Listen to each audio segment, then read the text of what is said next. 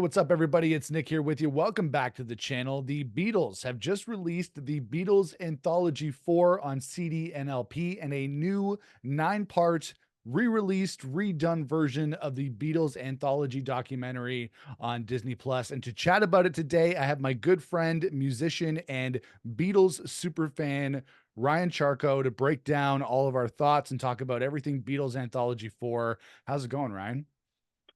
Good, not too bad. I'm a little under the weather, so bear with me while if I sound a little breathy or if my voice breaks or anything like that. But otherwise, I've been good and been kind of binging the series this weekend since it dropped on Wednesday. So yeah, ready to talk about it. And yes, you're going to be sounding like John Lennon on Twist and Shout after he's been singing all day. And he's got that Yeah, hoarse voice and that real rock and roll rasp to him. maybe I should get some milk. Yeah, get That some might milk help. down. Yeah, That's a strange remedy. Even as a vocalist, I don't really understand how anybody would want to drink milk to help with your voice. I think that would make it worse, but maybe I don't know. Maybe back then that's all they had. I don't know Yeah. what else. I don't know why water wasn't available. Yeah, it was the 60s. Everybody was drinking milk. There was no I water guess. around. Yeah. Yeah, so let's talk about the Beatles Anthology 4. So we'll break it down. Maybe we'll talk about the album first, and we'll talk about the documentary as well. But maybe just kind of going into our history as Beatles fans, we're old college roommates, and we used to watch the Beatles Anthology, the DVD set, the 8-part DVD set. We used to watch that religiously back in the day. I remember we knew that documentary back and forth all the way through. So do you remember the first time that you heard the Beatles Anthology albums and saw the documentary? What's your history with that? Yeah, I mean, I saw it when it dropped, when it was released back in '95. So I was 12, so I wasn't really able to go to a record store after school very readily because I think my mom would have been picking me up, or who knows. But my dad was nice enough to stop by the mall and go to the HMV, I think, and pick up a copy of that CD, which I think I didn't look this up because I'm not great with dates, but I think it dropped like back then. I think things were dropping on Tuesdays. So I think Right. it was either the day of or the day before the TV series debuted on ABC. Or maybe it was CTV here in Canada. I don't remember what the Canadian affiliate was, but yeah, I had it day one, so I put it on. And back then, I mean, this wasn't that long ago, but back in those days, Back in those days. there wasn't there wasn't like a preview of this stuff. So I didn't know what the new song sounded like. So it was really exciting for a new song by this band that had been broken up for 25 years at that point. For me to hear that, and I remember just being so excited coming home from school and putting the CD on my old CD player, and then that "Free as a Bird" just boom, just hits you in the face. And yeah, I mean, I loved it. Both of the new songs once the other one came out a few months later, or no, I guess they I can't remember actually how the release schedule worked. I was just excited about the whole thing. But yeah, and then I would have watched it when it aired, and that was the time when my parents at that point weren't letting me watch television during the school week because they knew if they did that I would never get any work done, and they're probably right. So they did allow me. I can't remember if my mom is not a Beatles fan, but I can't remember if my dad was watching with me. But I have a recollection of watching in the basement, so I'm pretty sure it was just me. But yeah, I mean, a lot of that stuff and a lot of that footage, especially when it was released, it was 3 episodes, and I think it was only an hour each. I don't even think it was 2 hours. Might have been 2 hours each. But I just remember, you didn't see a lot of that footage, and even the documentaries that were out at that point, like they had done some with and without their collaboration. Like there was a TV made for TV documentary when Sergeant Pepper hit 25 years old in 1980, or sorry, hit 20 years old in 1987 that my dad had taped. I guess he had taped it before I even knew who the Beatles were. But once I was into them when I was a little bit older, when I was like 8 or 9, I went through. He had like all these tapes of stuff he would tape off television. I remember watching that, and they did have like a lot of cool footage. It was more of like Sergeant Pepper plus like the Summer of Love, so it wasn't just about the Beatles, but they did have interviews with them. I'm not sure if it was done like with their conjunction or collaboration. And then there was a movie called The Complete Beatles, complete I spelled remember that. Yeah. Leat, and that was I believe that was a theatrical release. I know it was made by, I think it was MGM or United Artists Studios. And I think at that point that was the most like well-known documentary that was like pretty comprehensive, and not like, there was also a lot of videotapes I had that just cobbled together like old concert footage, and there was like ranging from like okay to like really horrible. I think just stuff that was probably either in the public domain or maybe just used illegally, or taken from old TV reels and stuff like that. So this was the first time where it was like you expected things to be presented in a good way. And I think when, as a 12-year-old, which is weird to say because not a lot of 12-year-olds at that point were into the Beatles. I don't remember anyone at school. It wasn't something that was on, spoken about at recess, from what I remember. Did you see But Anthology yeah, last night? yeah. I think I was the only one.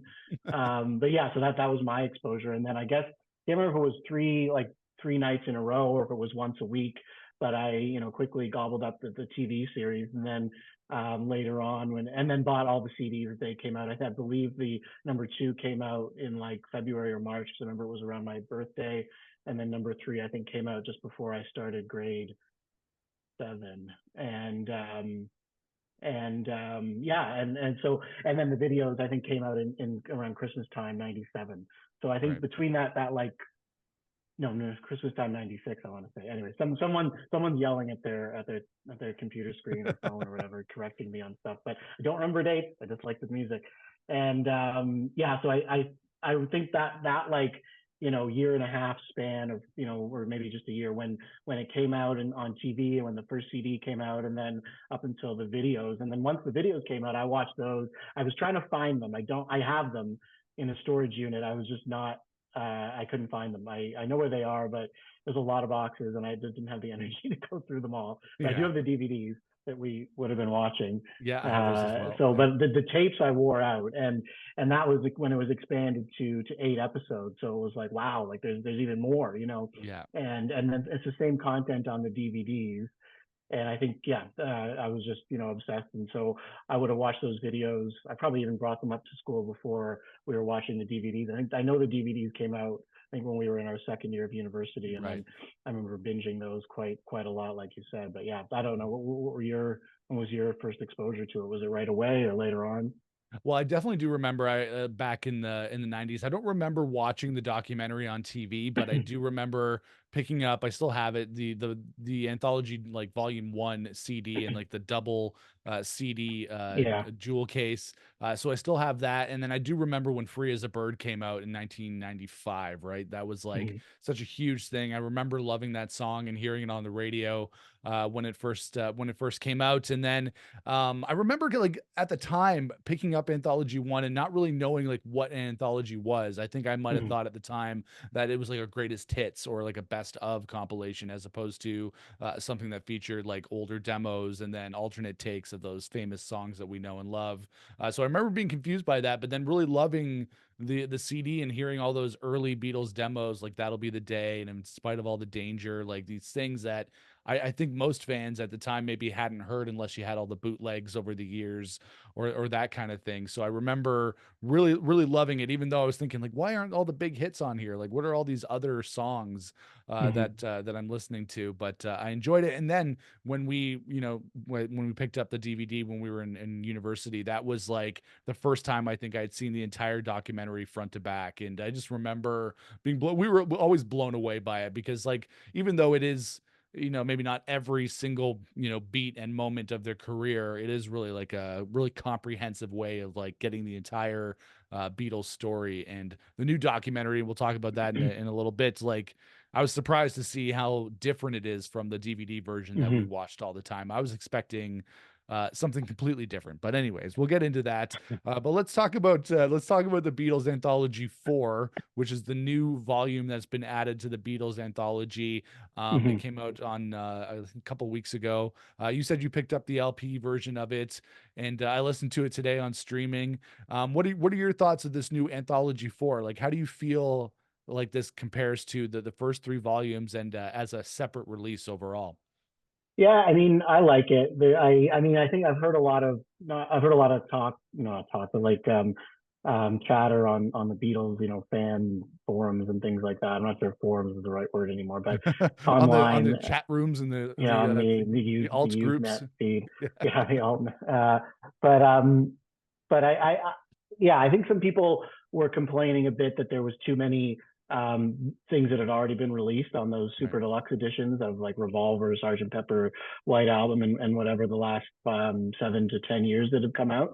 Um, yeah, I mean, I guess that's a valid thing, but again, I think I was really happy to hear the new, the 13 new tracks that they did include.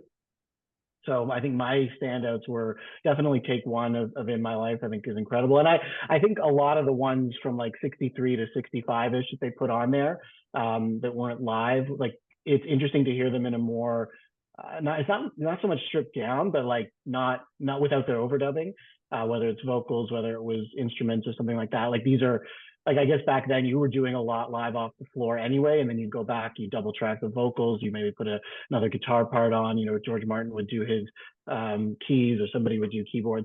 But a lot of the bass was like, or a lot of the bed track was them, like all live off the floor. So it's interesting to hear the songs coming together that way. Interesting to hear, especially John's vocals without double track or even triple. I think Matchbox is on there too without Ringo's. I think he triple tracked that one Triple track. vocals, which you can hear. It's very like, it sounds great, But I think it's just hearing them a little more truer to how they were, and now with the ability to, with Giles Martin and his team, and I'm not sure how much machine assisted learning was used on those tracks, but cleaning up those vocals. And I mean, I think, yeah, In My Life, I think without the harpsichord kind of solo, and it kind of strips it down to a little more folky, and I think you can connect to the song a bit more. Sounds more natural, I guess, and like kind of acousticy, and almost kind of like what the Rubber Soul vibe was, particularly with the US version, with a lot which had a lot more like acoustic driven tracks rather than the British one. So I think I like that vibe. I like the baby I'm a Rich Man, that extended That was really cool. take, or a couple of takes that they had there with all the studio chatter. And you can really see how the song came together. Tell Me Why stood out because it kind of started out a little bit like they were trying to like play it as almost like a country song. And I think what is interesting though with all those ones where it's like take two or take four or take five, they did have those down before coming in the studio, because obviously they didn't have a lot of time up until like Sergeant Pepper. Really, they didn't have time to like they weren't like going a mile a minute like for the first album, but they were always touring, or they always had movies, or they always had other commitments. So they really had to, I think, get those songs ready beforehand. So they did kind of hit the ground running. And yeah, it's interesting to hear that. And I think those are the standouts for me. And then I was interested, even though I think Free as a Bird had been released before the complete set there, but it was interesting to hear the new Jeff Lynne mixes of Free as a Bird and Real Love. Yeah. I think your mileage will vary. I don't dislike them, but I don't think they replace the originals for me. I think like maybe you could argue that if the technology that we have now, like if we had the same technology now, if we had the same technology then than we do now, this is how they may have sounded, because obviously you're going to work to the level of the technology that's available. But there's something about those versions, and knowing that like those are the ones that the three surviving Beatles kind of put their stamp of approval on. I think those hold a bit more for me.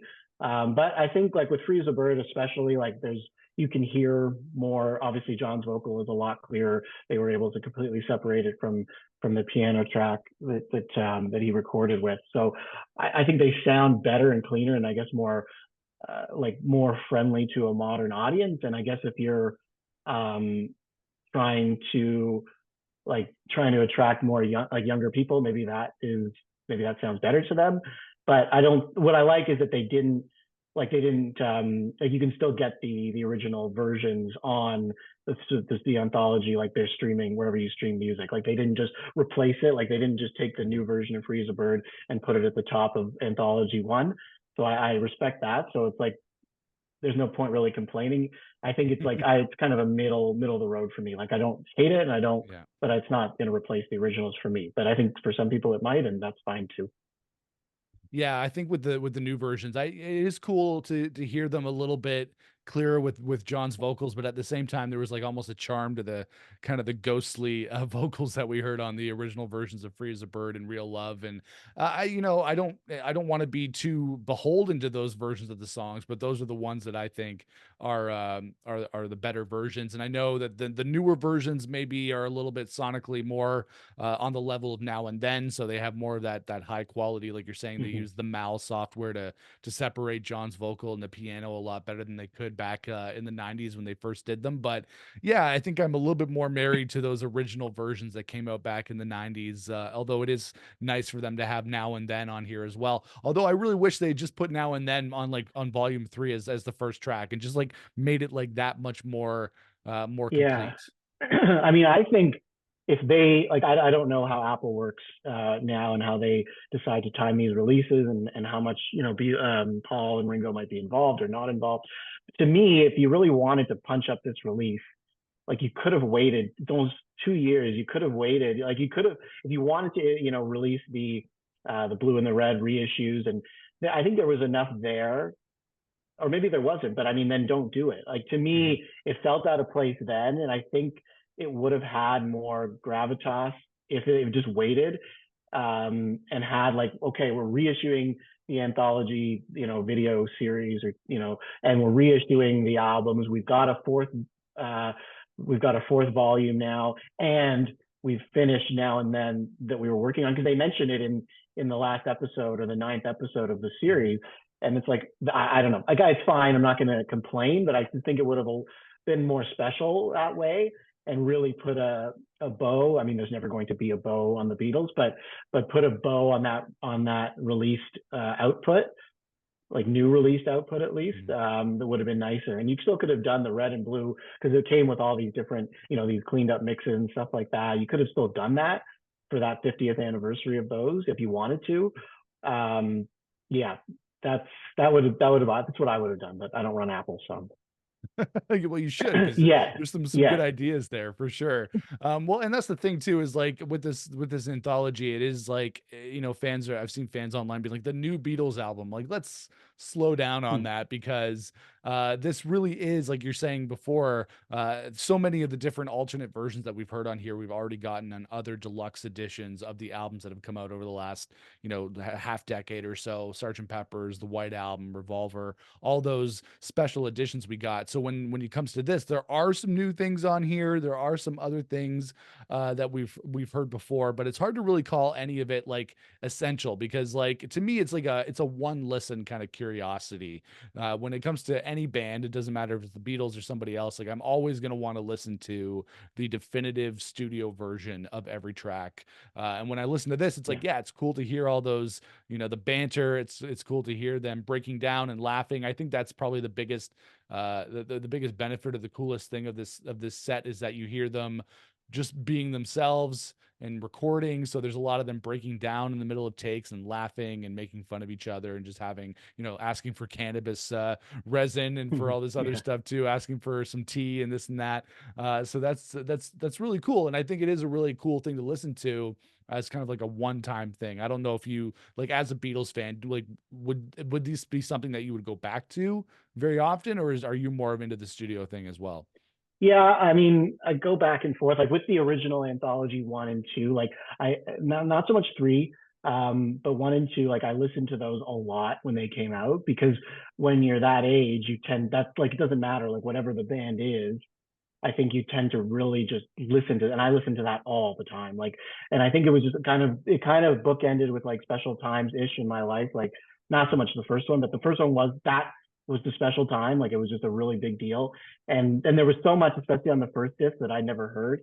Because I was never really into bootlegs and stuff like that. Like I had some, but I was 12, so it's not like I was like I'd been collecting at that point for I don't know four-ish years maybe, but Mhm. and I had some, but it's like they were always bad quality, no matter what people say. Like they sound like crap, like it's not Yeah. great. So that was a big deal. Like I like probably memorized that first disc. Like I knew all the little, like mistakes and inflections and different songs and like the little vocal interludes, which they stopped doing, which I kind of Yeah. miss. Like I liked, and it's whether We they were just just a didn't band that have made it much. very, very big. That's Yeah, all. and whether they didn't have much to use Yeah. or they just got like it just wasn't worth the time. I kind of missed that. But yeah, so the first two, especially like the evolution of Strawberry Fields on Mhm. disc two That's very cool. of number two, um, is really special. And that one is something that I used to listen to a lot. And I think because around that time, that was like March 96, I was like 13. I was starting to really like study for my bar mitzvah and it was like special time in my life. So I don't know, there was a lot going on and I kind of used that as like a way to like escape a little bit of the, Mhm. not stress, that's not the right word, but like just busyness of that. Right. And although who's busy at 13, I guess, but I guess when you're Well, 13, you you got, you think got you're your bar busy. mitzvah and everything. That's important. Lots of stuff Yeah, going on. yeah. So that stands out for me. And but number three, and maybe it was because I don't know, I didn't get as into number three. But then when I started playing music myself and recording myself and with bands and stuff like that, like I then had a more appreciation for the finished version because as an artist, that's what you put out there, right? And you can keep Mhm. tinkering with that finished version if you want, and that's what they've done over the years. But that's the version, and to me, sometimes like when if it's something that they want out there, like outtakes that they say, okay, we're good with this, I'm okay.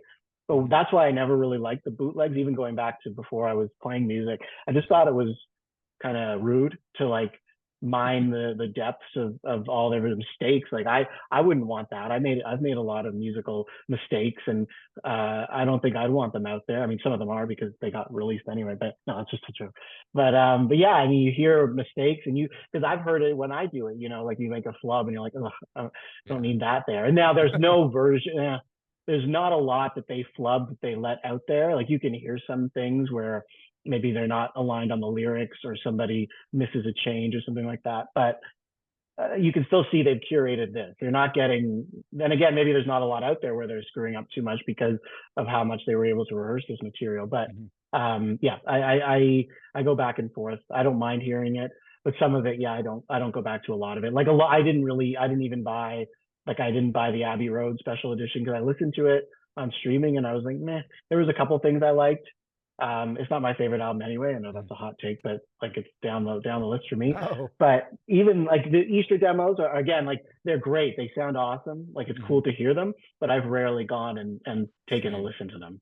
Yeah, it's not like you're not if you had your choice, if it's between listening to the White Album or the Esher demos, I'm always going to end up with the White Album. Again, it's always cool to have them like as if you're, a completionist of the band, you want to have everything there. That's really cool and that was something that definitely needed an official release after a long time of being a bootleg, but yeah, like I'm not going to always go back to these alternate versions and I feel like with this new Anthology 4, like the album part of it, I feel like a lot of it is just like retreaded kind of material and Yeah, again, just a like fun listen, but that's it. yeah, like I don't think I've ever played the vinyl editions I have of Yeah. Anthology 1, 2. Like I have them all. And number one, I remember I got because they had to import it here, and I don't know if they had number one. I don't remember seeing it much. But my cousin was living in the UK at the time, and he bought it. And then I remember either he mailed it over Mhm. or my dad got it. I don't remember, but he actually bought it. And then number two and three, they brought them over here. I remember two specifically going to the HMV downtown Toronto to buy that Nice. with some bar mitzvah money, I think. And so that was exciting, but I've never played them also because it's three records and like a lot of them, like you're turning one side, like there's not a lot of, well, I don't know. Yeah, I just never played them because like with the CDs, if I wanted to hear like, okay, I wanted to hear the Strawberry Fields, you can just you press your the forward button for all those younger. That was how advance the song. But with the record, you get in there, putting the needle on, and I just never had the time for that. So I've never played those. So I've Yeah. the CDs, and then obviously once they were available on streaming or whatever, then that's when I listened to them. But yeah, it's not doesn't make for repeat. It's more of a historical document than an actual like musical piece of art. Yeah, it's there for the completion of the collection, I think, more than anything. Yeah, And I know some fans, I don't know if we've ever really talked about this, because we talk about the Beatles even just when we're hanging out. We always end up talking about the Beatles, but yeah. like, a lot of fans are disappointed that Carnival of Light is not Mm. on this, and I don't really get why fans keep harping on about this, because we all know that Carnival of Light is like this avant-garde, like kind of pre-Revolution 9 avant-garde piece that the band recorded, for some, event that was happening during the Sgt. Pepper era, and fans Hmm. are just still thinking that this is like this lost gem that's out there, when we know that it would be like a one listen thing, just like Revolution 9, and we'd never Yeah. want to hear it again. Like, do you think that'll ever actually come out and we'll hear Carnival of Light, or is this just like, let's just let it go? Let it be, you mean? Let it be. Yeah, exactly. No, I don't think so. And like, yeah, it was created for like a happening that was at the Roundhouse in London, which was an old train barn turned into a venue, and they had like kind of a draw tune in, what is it, tune in, turn on, drop out kind of Yeah. deal there. I think Pink Floyd might have played that, or maybe it was like a different one. But they had all the happenings there, and the Beatles just gave a piece of music for that. But it was meant to be listened to on hallucinogenics with all these like light show, and that's what it was. It was a light show, and that it was just like the soundtrack, that light show. So no, I don't think it sounds good. Like I heard a clip of a recent Giles Martin interview, I guess, supporting this release, and he was saying it like it makes Revolution 9 sound like I want to hold your hand. So I don't think it's anything good Yeah. that they can really do anything with. So I think people are less like obsessed over it. I think you've got completists that are like, well, I must hear everything that they've Mhm. done, but I don't think it'll come out. I don't like. I again, I like. I think for what? Like, if it didn't come out on this, I don't see what other like where else would it fit? You're not going to put it Right. out as a standalone release. You've done a Sergeant Pepper box set. I guess they'll do another one. Who knows in 2 years? But like that's possible. But yeah, I don't know. Like I don't think so. Yeah, I don't Like think so either. and I'm not interested. Like I don't really like Revolution 9 that Oh much no, me either. neither. I'm sure it'll sound like that, or like all the John Lennon like unfinished music and all that, which is fine if you're into that kind of stuff. But yeah, so I don't see it happening. Yeah, me neither. And I think this would have been the last opportunity for it to happen. And I think if it did happen, fans would be a lot more disappointed than they think they would be. So I Yeah. definitely think that's something that we definitely let it be, as you said. So let's transition then from Anthology 4, the album, to the Beatles Anthology documentary that just dropped on Disney Plus. It came out in three different parts. So originally, like we were saying, on the DVD version, that was an 8-part documentary, which was longer Hmm. than the TV version that came out in the 90s. And now this new version on Disney Plus has 9 parts to it. So it has the original 8, or kind of redone versions of the original 8, with an additional part there as well. And like when it comes to the first 8 parts, I was actually really surprised to see how different the Hmm. Beatles Anthology documentary is on Disney Plus. And it's not just like them cutting out certain parts from the DVD and just trimming it down, like literally almost like a brand new experience, with lots of Hmm. new clips of the Beatles talking, lots of new things that I never heard before, some different stories. Things just felt a lot different Yeah. than the original version. I thought it was just going to be like a cut and paste job from the DVD version to streaming, but there is a lot going on here that is different than that. It's a lot shorter, for one, so it's not quite as long. But then things are also rearranged. Like I was trying to kind of do a comparison between the original and this new version. It's kind of hard to think of every different instance here, but there is a lot different going on here than on the Hmm. original version. Yeah, I wrote a bunch of notes, Oh, nice. so I didn't get through all of them. Prepared. But I like, love it. but no, I mean, in general, yeah, they're about 20 minutes shorter. Because on the DVDs here, like the first one is like 80 minutes, and then the other ones are between like 71 to 72 minutes, and then I think the last one is like also a bit longer, and then the special features, which is sort of what the ninth episode draws from, but also a lot of stuff I hadn't seen too. So each one is, yeah, like the first one is just over an hour. The other ones are between, I guess, 51, 52 minutes, something like that. So I'm not sure I'd like to know why they Mhm. decided to shorten them. I think it's Why? fine to tinker with them and to take out some things and add some things. I found, I think a lot of the stuff they wanted to add maybe more of a focus on like them recording and how they created the music rather than these superfluous stories that I think a lot of fans have like and gotten used to. And I'm sure some of them were removed because they're not like maybe they're not 100% PC. Just one really. I can't remember which episode it is, but when they're talking about the height of touring and how they would be in like it was just they would be in the back and they would get these kids that were like disabled that were brought in for them to they don't even Right. understand why they Mhm. cut that out, and I get that because it's probably I think the way they don't they're not mean about it, but but they do say basket cases, and that's not nice. Right. And but you know what? I mean, I don't like it. Really depends on the story you want to tell. So I think they wanted to focus more on them as creators and musicians rather than like kind of all over the place. And maybe I'm not sure. Like obviously Disney knows, like has detail or deep data on like what a good length of an episode probably should be for Mhm. these streaming series. And maybe Right. 51, 52 minutes is I like feel like it people's is. limit. Yeah. Yeah, I think Like so. 80 minutes, 79, 72 minutes, like it doesn't sound like that long, but they know, and maybe it's off-putting for people. I don't know. But Mhm. like episode one, I think in episode 1 and 2, they cut down a lot of the musical performances. Mhm. Like they used to just they would have like entire songs, they would just go on and not like they would be the whole thing. They shortened some of the like there's a scene where there's like they did a lot of like ambient like B-roll almost back when they were creating this. Like there's a scene where the camera's going down the stairs of the Jacaranda Club. Right. That's a bit shorter. There's like a thing where this tape player is playing in this like smoky room.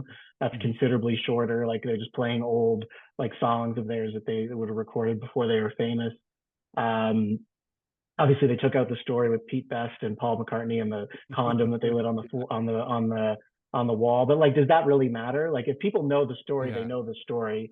Yeah. They added some of the Star Club music, which I don't remember being Mhm. in the original, so that's nice. They added some different, um, talking points about their childhoods, and they've added a lot of still photos and cleaned those up, I think.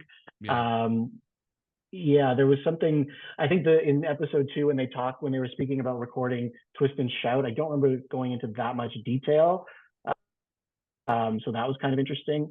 So I think like overall, oh look, there was a new interview site that I hadn't seen before where Paul was sitting on some kind of chair in like some kind of lounge room or something like that. So that He's is got many interesting different considering we have places a that he lot of sits. different settings for interviews, including Paul by the fire, Paul on the boat, George in some kind of like Roman Mhm. Yeah. ruins. We've got George in his elaborate, what looks like a bathroom. Yeah. Ringo by his pool. There's one scene that I wish that they did keep, but I wish you get the audio from is where Ringo and Neil are walking through Griffith Park in Los Angeles, and they're talking. I've always Okay, I wanted to remember hear what they're that. Yeah. talking about. Yeah. But Yeah. talking about Neil Aspinall, I was like, I did find at least towards the beginning that seems to be less of him. Maybe that's just me and not remembering. I haven't gone back to watch the originals with like a fine tooth comb and like Yeah. not like putting stuff down. But yeah, there was a lot more on like Beatles for Sale. I Mhm. don't think they focused a lot on that. Like that's the thing. I think they were trying to establish better story beats or something like that, Yeah. and maybe people that are more familiar with like their recorded output rather than the stories can follow the story better if you have Yeah. those tent poles to focus on. But yeah, um, a lot more on like the writing process in general. I don't remember. There was one part where they were talking about, when Paul was talking about, well, when John and I we discussed, looping in George as Right. part of the Yeah. writing team, but That's then we were new. like, I remember walking through, the streets in Woolton, near his house, and we were talking about it, and then we decided not to. I'm like, well, that's I never heard that Yeah, me before. neither. Yeah, it's And brand it's new. an interesting thing that like that would have been, as they were teenagers, because they didn't really make it back up to Liverpool much. So it's not like this was like, in the height of Beatlemania that they were deciding this. So it's Mhm. interesting that they kind of shut him out from the beginning, and I hadn't heard that story. So yeah, I think there's more focus on the art, and I think what else? Like yeah, also some of the visualizations and stuff. Like instead of still photos, you have like some moving. Yeah. record covers and stuff like that. Yeah, I all the think there different was, albums had like different kind of like when they talked about each album, that whole graphic yeah, kind of thing was different each time for sure. yeah. There was a specific performance of Nowhere Man that I really liked that they cut. Like they didn't cut it, but they cut it like in half at the in Munich. And I mean, I assume they did it A for time. B, it's not the best performance because they're um, I mean, they do talk about that, how they were getting like how it was more difficult to perform some of these songs, and that one, like John's quite flat, and but it's an interesting piece Yeah. of history because like it's just showing them as like human beings. I was not happy that they cut that, but I'm not going to lose sleep over it. I like the bit about Yellow Submarine. They added some of the The demos, demo. which Yeah. was nice. They took out, and again, I'm really nitpicking, when they do the Yellow Submarine like montage, they took out the animated bits. Like they used to have Paul would turn into his cartoon version of himself while Mhm. he was talking, and then they would have there's like a scene where they've got like them swimming in a pool, and they had all the different Yellow Submarine characters in the pool. So I haven't got to that episode where they actually talk about the movie if they do. Mhm. So maybe they're saving it, but that was something that I noticed. But yeah, I think the vibe I got is that they're focusing more on the artistic process and maybe establishing tent poles that people understand rather than like even the like they cut some of the stuff out of them talking about the Philippines, and Yeah. they changed the I don't know how you describe it, but like I think it's episode 5 used to end with them about to go to the Philippines, and they were like Right. it was like a teaser where they'd Very be like, like ominous. Yeah. stuff's about to kick off and it's not Yeah. so good, and then they would get more detailed into it. This one they didn't do that, but Mhm. what then they did do is then they started episode 6 with that Ku Klux Klan guy talking about how he wanted to, shoot all the Beatles. So that Yeah. was that was a good way to start an episode. So Mhm. I mean, I'm not arguing, but they did change the, I guess the sequence of things. Yeah, and I found that. Did you know? I don't remember them. They talked about the Hong Kong trip in this one. I don't remember them talking about that in the original documentary, and also more about when they went to Australia and they were like in the rain as they were getting paraded around Mm. the airport, and like the dye was coming off their coats that they got in China. I don't remember that story from the original, so I feel like there was like some different beats on But like their touring yeah, and stuff. those were there. Yeah. But that's okay. I've seen this like a million times. Specifically the rain story, because I'd always Yeah. just focus, and in general their touring, just how chaotic it was. Like Mhm. especially like they were basically because they were the first to like just tour at this magnitude and play these kinds of venues and things like that. Just how insane that was. Like that would never happen to a band today. Like Yeah. them caught on the back of a truck. Like if that was planned to happen and it was pouring rain, it wouldn't happen. But they're Yeah. like, nope, sorry, the kids are out there. They've been waiting, which is Yeah. great. Like that's great for the kids. But coming Yeah. off a flight like that, and you're down one member, Mhm. um, you're there with Jimmy Nickel, which I'm not sure. Yeah. I don't know what he's like, but anyway, you're not even a complete band at that point, and you got to do that. So, but that kind of stuff stood out. I like the Shea Stadium footage. It looks like Yep. they've cleaned up the audio there, where I think they were able to, I guess, separate the vocals from just the screams. Because I remember if it's a DVD. I'm pretty sure it's a video, a VHS tape of like because it was shot as like a film for TV, I believe, Mhm. and so there's bootlegs of it, and I don't know if I know, yeah, definitely a video. I don't know if I ever had the DVD too, but I used to watch that, and like you can hear it, but it's just this like jet engine of screams, and like so I thought that was good. They cleaned up the video. So I'm hoping maybe that's something they could put out. I even just Yeah. on like YouTube, but again, the time it takes to work on this, I'm not sure if that's in there. But if they're thinking of it, that I think that would be really cool because it's a really important document, and it's the whole show. But they show a little bit more ish of it here, or maybe they just changed the sequence of or the clips that they did show. But when they come in with the helicopter shot, I guess now these days would be a drone shot, but Yeah. you can just see how just how the word like roughshod and haphazard it all was. Like it was like, Mhm. all right, well we'll get the stadium gig, fine, great. How are we going to set it up? Oh, we'll just put them like around the pitcher's mound. We'll just set up Mhm. the stage. and we'll mic up the amps, and we'll just we'll just mic up everything through the PA. And it just really stood out. Obviously this summer we went to see that Oasis show here, Yeah. and it's been like that for like many years now. But how much work, and how like technologically advanced, like in all those video screens. And I feel like, Yeah. and just 50, well, I guess 60 odd years ago now. I don't know why I said 50. I guess I keep thinking, I usually think everything the Beatles is like 30 years ago, but it's Yeah. not. No, But you're yeah, right. like it's just insane how and it wouldn't take long before things would get better. Like I think when they left touring, it was just like so insane. And I think a lot of other bands at the time, their contemporaries, didn't have that.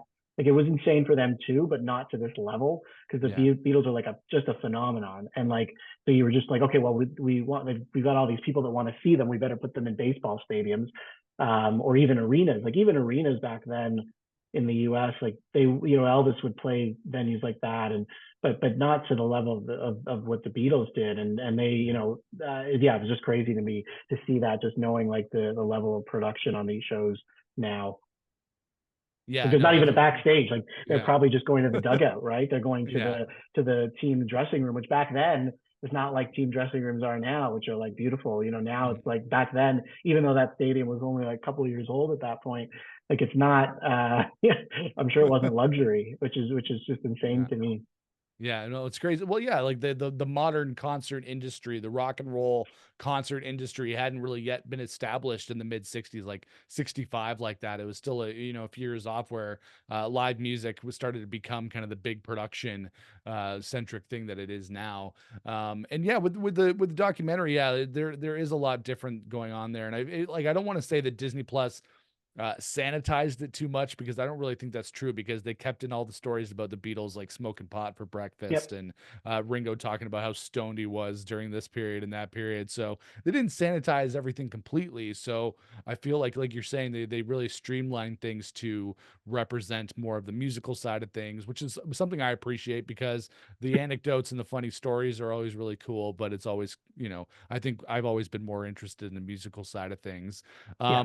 Some fans online have been complaining about the Apple and the Beatles using artificial intelligence to clean up some of the older footage Mm. in the documentary. So stuff from like the early 60s through the mid 60s, when things weren't quite high quality, a lot of the black and white footage, and they're posting screenshots online of like really wonky looking AI. Not that it's not AI generated, but using AI to clean up that footage. Yeah. And as a result, it's looking a little bit strange. Did you notice? I didn't really notice it. Like when I don't have a huge TV, but I don't know if you Yeah. noticed that as well. So when they one of my notes that I made was about the cavern footage looked a lot better, and I Hmm. was wondering, was that AI? Like because that footage was some guy standing in the back of the hall. I mean, it Hmm. was filmed for something, but yeah, that looked and sounded a lot better than I remember it. Especially it looked like back when and I haven't watched the original, but I remember watching it, and it's like you were kind of like, is that them? Like, 'cause they play some other guy. It's like, are they actually singing? Like, is it just some other guy kind of transposed over video of them just kind of there? Hmm. This one you could see them like moving their lips and stuff. It didn't strike Yeah. me as AI, but that could be. There were a couple of other though, like I think it was the first concert in Washington Right. where so like, and this is maybe what I haven't like really read a lot of this online so much, but I did notice that like the amps. So when they say Vox, there were some points in the footage where it would jumble and look like it didn't look like English, like it looked like some kind of alien language. And then sometimes you could see it clearly said Vox, and I was like, is that my eyes? Like, am I just like am I looking for AI just because I think it's there because I know Mm. that happens? So that maybe that is what I noticed, but I don't know if there's any other specific scenes that people are talking about that I can comment to, but like I might go look and see. But yeah, I did Yeah. notice that for sure. And I was like, I didn't want to go online because I'm kind of tired of those kind of people just ruining everything. I know. Like if it wasn't noticeable to you, I don't think it's a big deal. There was one thing like when they were talking about like once Ringo joined the band, and like in the original they have that picture, like the way that they set up the Beatles coming together is that picture of Yeah. them at the rail yards or some old carnival in Hamburg where they're standing up like to like a freight car or something like that. and they used that as like when one joined, like they would appear back, and then and then they did one like where uh Pete like is replaced by Ringo, and I don't remember them doing that before, but there was something where Ringo anyway, but I don't know. It's there. If it's I think if it's not obvious, too um I'm not too angry about it. If they started like, where you have some series that do entire like voiceovers and narration in AI because the person's dead, like that I'm not okay with. But to my understanding, I don't like they would like obviously, John and George are no longer here. I don't think that the other two and the estates would allow like um like a simulated like something that maybe wasn't like a comment that they wanted on there that was like in a newspaper article or a magazine that I don't think they would want a simulated version of George's voice or John's voice Yeah. saying that. So I think that um, that wouldn't be okay. And but I don't know if it's not noticeable, then I don't know. People will get in their fine tune like their Mhm. magnifying glasses and look for Yeah. this stuff. But I did notice those two things. Yeah, so I think there was, yeah, maybe some cleanup going on there, but yeah, I didn't really notice it like, until yeah, people started nitpicking and pointing it out online, which is what people do these days. So can't like you're saying, they're ruining the fun. But let's talk about the ninth part of this Mm-hmm. kind of new segment of the Beatles anthology that we haven't seen before. I thought this was really cool. I don't remember seeing much of footage. I don't know, you might correct me on this, but back in the original documentary, I don't recall seeing the footage of them being interviewed at Abbey Road. There was like some of the footage of them at Abbey Road in Studio 2, Yeah. Paul, George, and Ringo there. I don't remember seeing that, and I thought that was a cool little thing, and I wish there was more of that footage included previously. It's on the special features disc, but that could have been one that we because it's just there, like presented Mhm, without comment or that kind of thing. So it's not like woven into the narrative or anything. So if that was mhm, maybe a disc we didn't really watch, but it is there. I had seen mhm. that before. Maybe not the Golden Slumbers one as much, which I thought was Yeah. funny when they're playing that and George is kind of looking at the camera like what is going on here? Like with the when the Like, horns come why are in we and he's listening to like Golden it's a bit Slumbers? cheesy. He's like it's a bit cheesy. Um, Sometimes he looked like, is there anything else I could be doing? But that's just him. Yeah. But I don't believe he felt that. But it was funny when they start and Paul just like, oh yeah, and George just looks at the camera like what? But no, Yeah. the a lot of some of the footage what is like the one of them jamming like Blue I Moon of remember Kentucky that. and all that. Yeah. That's also, but I think they wove it in better here because Mhm, on the special disc, special features disc, whatever you want to call it, like it's just there and they play and they finish. So it's like I like how they actually created a bit of a narrative into that episode rather than just like here's some clips we didn't use. mhm. And there was a lot of stuff there. The one I hadn't really seen much or any of like um the three of them talking in Abbey Road, like not in the actual control room, but in the like on the studio In the floor. studio. Yeah. And then there was a few other like cutaways where I think it's in the same location or similar location, but I think it may have been used as part of an EPK, like an electronic press kit at one point, but I don't think all of it. Like they did film that for a reason. I don't know what. I can't remember what. I think it was some kind of like press kit kind of thing, but I don't think they Mhm. used much of it because I haven't really seen it. And again, I don't know. If, I'm a big fan, but there's more obsessed people out there than I am that have probably like combed through everything and are like, no, actually that was on the The real whatever. Beatles So, nerds but out I'm there, not. yeah. Yeah, but yeah, I like that a lot. I I think um, they like I think if they put that out back, like I think they were probably doing some of that to put out back then, and I Mhm. guess maybe they didn't.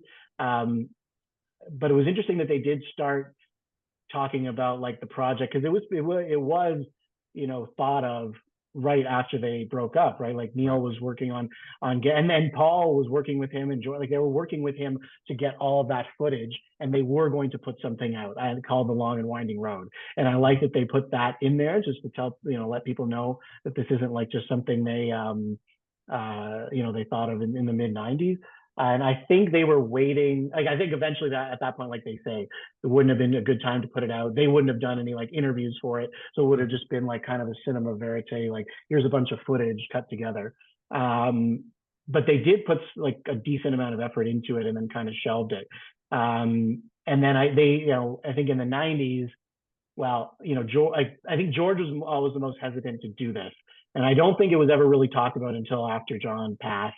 And then it was really not talked about or was murdered. It wasn't really much talked about more until like George has got more on board with it when he was on the losing end of that lawsuit with the "He's So Fine, My Sweet Lord" Right. copyright infringement thing, and like he was on the hook for quite a bit of money. So I think at that point he was like, okay, well, this might be something to look at because it's not, it's not a bad idea. And I think Ringo also was having perhaps some money trouble as well. I'm not 100% sure on that, but yeah, well, yeah, it was interesting that they did go through that a bit. It was a little quick, but they did tell people about that. And I think also around like I said before, like around the early to mid 80s, there were some like unauthorized, well, tons of unauthorized books, like some, movies and stuff like that and videotapes. And it was just usually, apart from that Complete Beatles I talked about and that Sgt. Pepper thing, pretty crappy quality. And I think Yeah. you just don't want that out there necessarily. If you're going to tell the story, you might as well do it yourself. And I think that's kind of what they did. And I think they waited until like, they were putting out stuff like recorded, not record, like they were putting out like compilations and stuff like that, not necessarily as much with their involvement, but during the 70s and into the 80s, it was like junk. Like I have a lot of it here. This was okay. Hollywood Bowl. Then you had Yeah. like love songs, which is just like a bunch of their love songs. Oh Like people talk yeah, about the weird cash grabs compilations. nowadays, like Yeah. the Beatles ballads.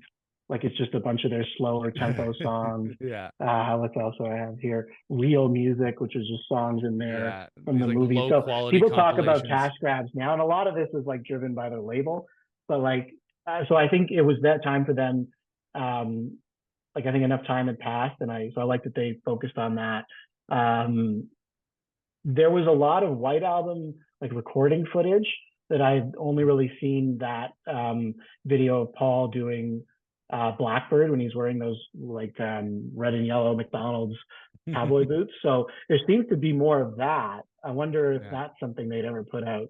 I don't know how much is there, but that was interesting. But overall, I really liked it. I think I liked it better than some of the first 8 episodes, Mhm. especially, I mean, the original 8, like with the way they were cut, like it was a special place. But I think I like this one the best out of all the, call them, new like editions of these episodes. I thought it was really well done. Yeah, I liked it a lot as well, and I'm surprised actually at the beginning of the whole thing where they're talking about some of the business problems that they were having in the 80s, because Paul didn't show up to the Rock and Roll Hall of Fame induction and some of those things, those events that immediately preceded them getting back together to do the anthology stuff. So I was actually surprised to hear them actually mention that they had those business problems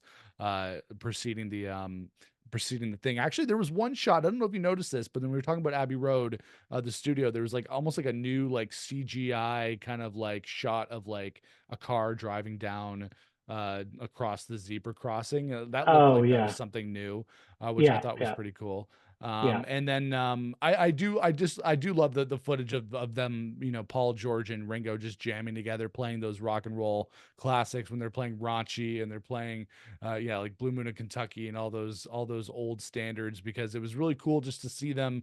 We've seen that footage before of them jamming, and I mean, we used to make fun of that clip of them in the backyard where they're jamming with the ukulele as yeah. Ringo's playing Ringo's his just lap. playing the lap. He's just Yeah, playing his lap, which yeah, is really cool.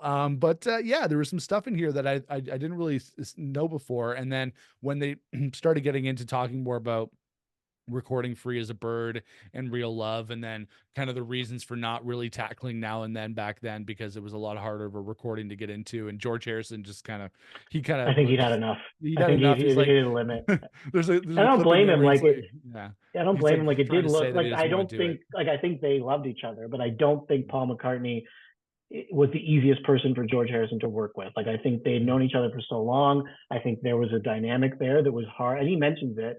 I think in the first episode that maybe he's talked down to George a little bit over the years because Mhm. of the fact that like, oh, big brother, little brother kind of thing. Like Yeah, they're, yeah. you know, so I think there's always been a little bit of that. I don't think they had a bad relationship, but I think Mhm. work wise, I think there were some issues, and you see it in like in Let It Be, right, where George was just like, "I'll do what you want, man. Like, just Whatever you want me to do, or I'll won't do play it. at all. Whatever you want, I'll do it, or I won't do it. I don't care. Just please leave Yeah. me alone." So, Yeah. and I think that was a professional thing. I don't think that. Well, I mean, maybe in the '70s they were kind of at each other's throats a bit, but yeah. So I think that was just George being like, "Look, I'm done." And I thought, and I can, if I think it was like I've heard the demo and it was definitely considerably less finished. Like it was literally probably just like those verses, I think. Yeah. Even like I think they end up with three verses in the recorded version that came out a couple of years ago. Like it's one of them's repeated, right? So and then they wrote well, no, I think it's anyway, but they had to add a lot. I mean, they did the three as a bird too, but I think at that point it was just like fresh and new. And then by Mhm. the time they'd done Real Love, which I think was a lot, and then George was just like, you know what, man, like I think that's it. And Yeah. I don't know. I think like some people have said, oh, if George was still alive, like they would never have put that out. I don't know if I believe that, but like Mhm. I don't know. Who knows? I mean, you're just guessing at that point. Yeah, well, even if if he was still alive, they would have the ability now with the AI software that they use to be able to extract now and then Yeah, because it had a lot more hits on the tape than it did than the other ones did, and then they added the extra, I think pretty much the chorus because it's a lot different than what's on John Lennon's original version. So, yeah, yeah, like I think it was cool to see them working on that. I can see how they would have gotten tired because back then, especially in the '90s, it was probably a lot more of a labor intensive process to pull out those tracks and get them to a click yeah. and to put them out on the grid and do all that production stuff. Well, also like it's Paul's studio too. It's like near his home. Like it's not Mhm. like they're at a neutral ground. Like so it's Right. them having to go to him, and so that's also part of it. I'm sure. Like like I'm sure that wasn't. I'm sure that was done just because well he's got a studio. I mean George had one too, but I think he had like a I don't know. I think they made that decision for whatever reason. Mhm. So I think maybe that's part of it too. It's like oh we gotta I don't know. Like I'm not in their brain, but I think that might have been it. Yeah, With for sure. Paul McCartney fatigue for George. Yeah. Well, I always say that nobody loved and cared about the Beatles more than Paul. Like I know that Yeah, he says it. I mean, he says, he was the one. yeah. Well, when they were talking there about like he said, they said, and Ringo said this before, where it's like Paul was the one. If he wasn't there, they wouldn't have gotten anything done because everyone else Yeah. was kind of wanted to do other things. Sometimes John and Ringo would be hanging out, and then Paul would be like, "All right, time to go to work." And they once Yeah. you're there, they like doing it, but they were not the ones to like do that. And I think they mention it when they're sitting there, and Paul's like, "Well, I liked working with the Beatles. I liked it. I'm not ashamed to say that." And it Yeah. just sounded like he was just trying to defend himself. And Mhm. it's interesting to see their dynamic and how it evolved to that point. And it's sad that that George isn't around. Because I would have liked to have like obviously you'd want all four of them to be around, but I don't know a time for when John Lennon was alive, obviously, but like yeah, and then it's been like 24 years now. The other Mhm. day since or yesterday since George passed, and it's like, well, what would yeah, just we missed a lot. Not just music, but just like his comments and things like Mhm. that. I think were very missed. John too, but I don't really have that frame of reference. But yeah, like that. I think the Paul and Ringo dynamic now, it's just like okay, they're the remaining members. Like it's Mhm. I'm sure behind closed doors there's that friendly Beatleness you see, but it's a lot more. It's different. Just things feel a bit different.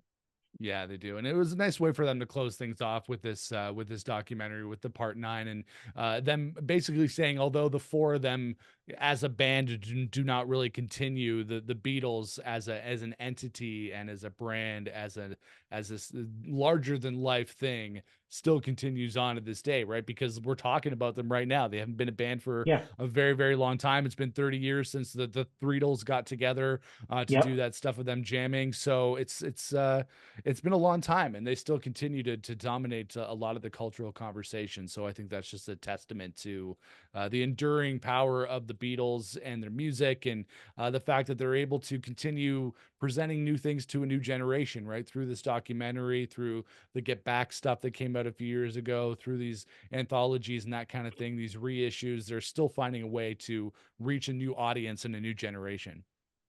Yeah. I mean, I think this will go on, once they're gone. Like when there's no more Beatles living, like their music will still carry on. And I think that's why they're taking so much care with things like this now and making sure because you know, by putting it on a streaming service like Disney or any of them really, it doesn't matter which one, but like you're putting it out there for a new audience in the way that they like to consume Mhm. media or whatever. Where yeah, and I think because right now, like what generation are we? Like okay, our parents were the first. They were the ones exposed as children, exposed. Mhm. They were the ones listening as children or teenagers, and then then it was Gen X. So this like we were kind of the third generation, and now there's been two or three since then. So and it'll keep going, and it's interesting, to see. And I think that they're smart to craft things that are like you could if you've never heard much about the Beatles, or maybe you just know a little bit here and there. I think if you were dropped into the anthology as it was when they put out the tape set in '95, I think somebody that's like 12 now, like I was back then, or 13, I don't know that they would. I don't think that you get that level of enjoyment because of just the way we consume things differently. Our attention spans are different. That's not a bad thing. Like everyone, it's changed over the years for everybody. Like our Yeah. parents weren't like their parents, and so on and so on. So I think it's smart to create it and put it out there in a way that's more digestible. And if you lose some of those stories, you can still go and watch the DVDs. Like I can Mhm. still, oh boy, I can Mhm. still do that. Like I guess I can still do that, no problem. I can go, if I can Mhm. find a VHS player, I can go watch those. Those are the same Yeah. as the DVDs. And it's not like the music too, right? Like you can always go back if you don't like a certain mix of something. You can still go back to the originals if you have them, or you can get it pretty easy to get a hold of this stuff. So nothing with the Beatles, especially, really disappears so much. Mhm. Um, yeah, I'm trying to think now if anything really has, but not really. Um, but yeah, I think it's if you keep making it accessible to new generations of fans, that's how you keep the thing going, right? And it's Yeah. yeah, I don't want to say it's all about making money, but I mean, it's a company, and like, their estates and their, heirs and families, they're going to want to make money off this Yeah. too. It sounds callous, but why Yeah. not?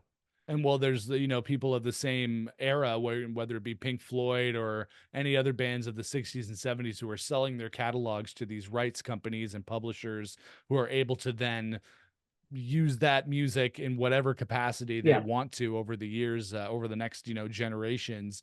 They kind of cash out and say, here, fine, take it, do whatever you want with it. And they're going to continue to find ways to we got a Pink Floyd Wish You Were Here reissue coming out in a few Yeah. weeks, and all these Yeah. all it's just the reissue machine of these classic rock bands will never end. No, and I just saw, unfortunately, God Only Knows is being used to sell Pandora jewelry. So that's Yeah, great. well, there you I'm go. glad they sold off that catalog. Yeah, exactly. Well, you know what? That is just the way it goes these days. And I guess we're lucky that the majority of the Beatles stuff, or I guess all the Beatles stuff, is still in the hands of Apple and within the hands of the people who were involved. Whether that be Paul and Ringo, or Olivia Harrison, Yoko Ono, Sean Lennon. All these people that are still involved. So that's really cool. And so, like, just to kind of sum it up, like, how do you feel about this anthology 4 and this documentary? Do you think this is worth them putting this stuff out again? Do you feel like it was a disappointment? Like, where do you stand overall? I'm sure it's worth it for them. They're going to make Of quite a bit of course. cash. Yeah. Beatles fans, and I think fans of anything, always want more. Um, if I'm looking at it that way, then yeah, sure, I would have loved the fourth anthology edition to have more songs on it, but Mhm. and maybe fewer, like more songs that I hadn't heard, but maybe they're just not out there. So overall, I'm happy with it. I like that it's on streaming because I don't have to deal with connecting my DVD player. But I think overall, I'll continue to like watch the originals. I think I prefer them, but these are Same. much more like they're shorter, so it's easier to watch in one sitting if I want to pop on an episode. And they've Mhm. cleaned up, some of the video and audio and stuff like that. So I think it's worth it. And I think the ninth edition did live up to what I wanted and what I expected. Again, could there have been more? Sure, but you have to understand that no band and no artist, no nothing is going to put out every single thing that they've done. And I don't think we expect it because now everything is so accessible and you can clean things up so well and manipulate things that you just, well, why not put it out there? But if they're not choosing to, then they have a reason. But Mhm. overall, I'm happy with it, and it's nice to it's good to see the attention being put on it. And you see a lot of younger fans online. Like I find some of them a little annoying, but it's good that they're there consuming this and driving it forward. And it's with content that's fit for their consumers, right? It's not for me, but for somebody who's scrolling TikTok and watching garbage or whatever it is. I sound like 100 years old, but whatever. And you come across someone in that realm talking about the Beatles for 45 seconds, and it makes you a fan, and that's great. So I don't mind that it's out there in a more consumable way for people that are younger, because if they disappear, they won't ever for me or for you or whatever. But like, I don't know. I think it's a good thing overall, and I'm glad to see it. And we'll see what happens next. Like, I don't know what their next release is going to be. They've done Revolver recently. I guess Rubber Soul. I don't know. So I think there's rumors that Rubber Soul will be the next kind of super deluxe edition, but I think they said that a couple of years ago. So we'll see. Yeah, we get something new from the Beatles every holiday season, it seems. Around Thanksgiving time, we get a new reissue. This year's the anthology. We got Get Back a few years ago. Yeah, like you're saying, next year will probably be the long-awaited Rubber Soul deluxe edition, and then they'll move their way down throughout Help and Beatles, go back throughout the first 4 or 5 records as well. So it never ends, the reissue train. They'll always make sure it's the same thing as Oasis this year when we bought however many different copies of all their albums, the Morning Glory 30th anniversary, the Definitely Maybe 30th anniversary. It's not really all that different than what the Beatles are doing. All these bands are pretty much in the same spot anyway. Well, yeah, I mean, like at some point, like you've got like it's more, probably a little more. I mean, for Oasis to make new music, would that be as commercially successful as reissuing some of their stuff? Maybe you could argue now, yes, because they're very much in the public spotlight again because of the tour and everything. But like 5 years ago, if they had kept going and not split up, like there would have been diminishing returns commercially, I think, right? Yeah. So yeah, exactly. Whatever it takes, I guess, to keep the band and the brand alive. But so Beatles Anthology 4, I think overall a success if you're a big Beatles fan. So definitely check it out. That's the video. So everybody hop into the comments below. Let us know your thoughts of the Beatles Anthology 4. Make sure to like this video and to subscribe to the channel, and to check out Ryan online. Ryan's a musician with a band called Volatile Youth. Ryan, where can people follow you and then check out some of your music with your band if they want to check it out? Yeah, I mean, we're going to be recording hopefully in January or February. So keep Volatile Youth. We're available on any streaming service you use. So wherever you find music there, we're on Instagram with Volatile Youth. I'm on social media, but don't bother following me because I'm not very interesting. And if you want to support my music, that's where it is, Volatile Youth. And just follow the rabbit hole, I guess. Right. Follow the Volatile Youth rabbit hole. Check out their tunes. Thank you, Ryan, for coming on the channel, and we'll see you guys again for another video here on the channel. Until then, got to put up the rock horns here. You got to do it too, Ryan. Put them up. Rock on, everybody. We'll see you later.